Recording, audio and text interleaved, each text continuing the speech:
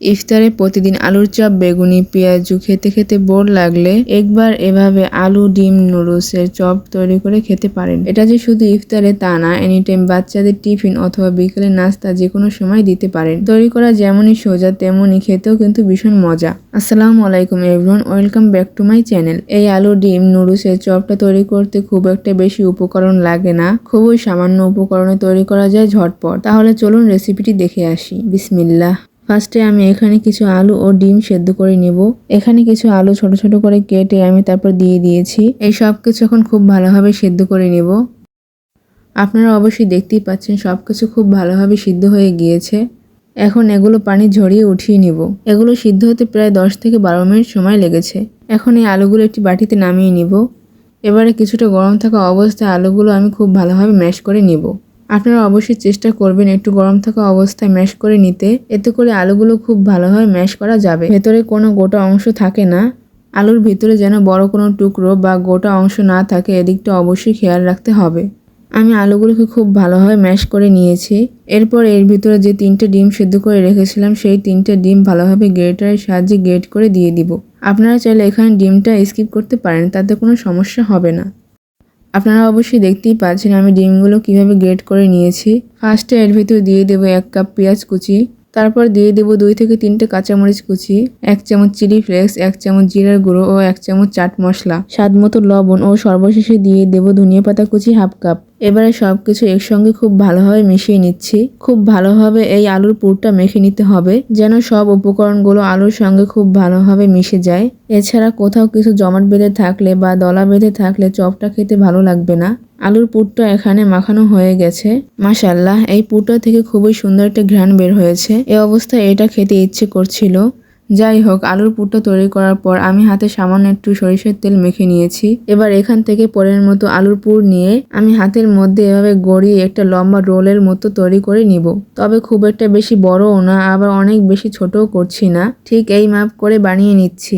তবে আপনারা চাইলে আপনাদের পছন্দ মতো ছোট বড় করে নিতে পারেন। এভাবে লম্বা না করে আপনারা চাইলে গোল করেও এই চপটা তৈরি করতে পারবেন। ঠিক এই একইভাবে আমি সবগুলো আলুর পুর থেকে রোল তৈরি করে নিয়েছি। এরপর এখানে আমি নুডলস নিয়েছি। আপনারা এই নুডলসের বদলে যে কোনো নুডলস নিতে পারবেন, তবে নুডলসের প্যাকেটগুলো কিন্তু আমি আগেই খুলে ফেলবো না। এই প্যাকেটের মধ্যে থাকা অবস্থায় নুডলসগুলোকে এভাবে বাড়ি দিয়ে ভেঙে নিতে হবে, মানে অনেকটা ঝুরঝুরে করে নিতে হবে। নুডলসগুলো আস্ত থাকলে এই চপটা তৈরি করা পসিবল হবে না। আমি একটি রুটি বেলা বেলুনের সাহায্যে এভাবে ভেঙে নিচ্ছি, তবে আপনারা আপনাদের সুবিধা মতো ভেঙে নিতে পারেন। তবে খেয়াল রাখতে হবে অনেক বেশি জোরে আবার এখানে প্রেসার দিয়ে বাড়ি দেওয়া যাবে না, তাহলে নুডলসগুলো ভেঙে একদম গুঁড়ো গুঁড়ো হয়ে যাবে। এবার অন্য একটি মিক্সিং বোলে নিয়ে নিচ্ছি 1 কাপ ময়দা, তারপর দিয়ে দিচ্ছি নুডলসের ভিতরে যে মশলাটা থাকে সেই মশলাটা। আমি যেহেতু 3 প্যাকেট নুডলস নিয়েছি, এর জন্য 3 প্যাকেট এখানে দিয়ে দিয়েছি। এই জন্য এর মধ্যে এক্সট্রা কোনো ঝাল বা লবণ অ্যাড করা লাগবে না। কাঁটা চামচের সাহায্যে মশলাটাকে ময়দার সঙ্গে খুব ভালোভাবে মিশিয়ে নিয়েছি। এরপর এর মধ্যে নর্মাল তাপমাত্রায় পানি দিয়ে একটা ঘন ব্যাটার তৈরি করে নিচ্ছি। তবে পানিটা একেবারে ঢেলে দিব না, অল্প অল্প করে দিয়ে একটি ঘন ব্যাটার তৈরি করে নিতে হবে। পানিটা একেবারে দিয়ে দিলে যেটা হবে, ব্যাটারটা কিন্তু পাতলা হয়ে যেতে পারে। তবে ব্যাটারের মধ্যে কোনো লাম্পস বা বড় টুকরো থাকলে তাতে কোনো অসুবিধা হবে না। এবার একটি করে আলুর রোলগুলো ব্যাটারের ভিতর দিয়ে দিব। এবার কাঁটা চামচের সাহায্যে উঠিয়ে নিয়ে এক্সট্রা ব্যাটারটা ঝেড়ে ফেলে এই রোলটিকে আমি সরাসরি ভেঙে রাখা নুডলসের ভিতর দিয়ে দিব। এবার নুডলসের মধ্যে ভালোভাবে কোট করে নিচ্ছি। খুবই আলতো হাতে করতে হবে, এখানে চাপাচাপি বা জোড়াজোড়ি করার কিছু নেই। এভাবে আলতো হাতে চেপে দিলে খুব সুন্দরভাবে এটা কোট হয়ে যাবে। দেখতে কত বেশি লোভনীয়, তাই না? এই একইভাবে আমি সবগুলো রোলই তৈরি করে নিয়েছি। মাশাআল্লাহ, এগুলো অনেক বেশি লোভনীয় হয়েছে।